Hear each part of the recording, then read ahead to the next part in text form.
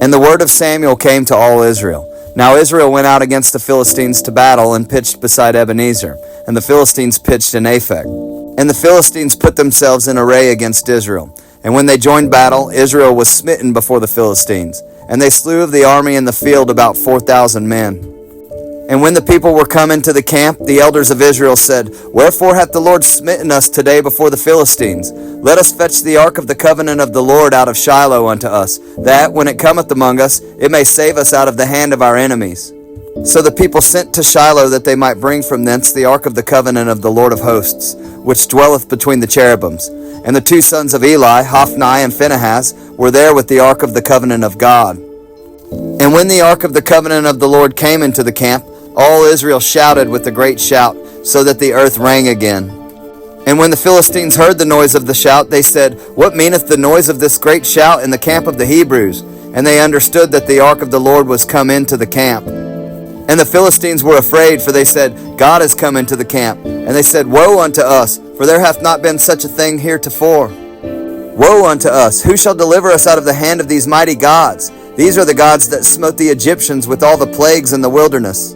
Be strong, and quit yourselves like men, O ye Philistines, that ye be not servants unto the Hebrews, as they have been to you. Quit yourselves like men, and fight. And the Philistines fought, and Israel was smitten, and they fled every man into his tent. And there was a very great slaughter, for there fell of Israel 30,000 footmen. And the ark of God was taken, and the two sons of Eli, Hophni and Phinehas, were slain. And there ran a man of Benjamin out of the army, and came to Shiloh the same day with his clothes rent, and with earth upon his head. And when he came, lo, Eli sat upon a seat by the wayside watching, for his heart trembled for the ark of God. And when the man came into the city and told it, all the city cried out. And when Eli heard the noise of the crying, he said, What meaneth the noise of this tumult? And the man came in hastily and told Eli.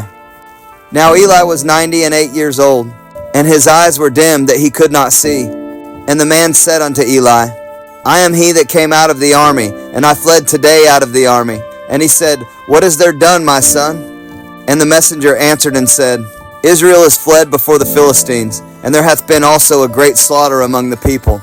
And thy two sons also, Hophni and Phinehas, are dead, and the ark of God is taken.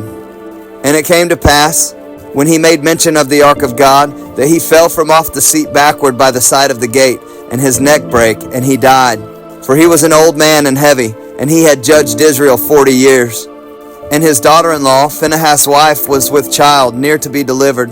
And when she heard the tidings that the ark of God was taken, and that her father-in-law and her husband were dead, she bowed herself and travailed, for her pains came upon her. And about the time of her death, the women that stood by her said unto her, Fear not, for thou hast borne a son. But she answered not, neither did she regard it. And she named the child Ichabod, saying, The glory is departed from Israel, because the ark of God was taken, and because of her father-in-law and her husband. And she said, The glory is departed from Israel, for the ark of God is taken.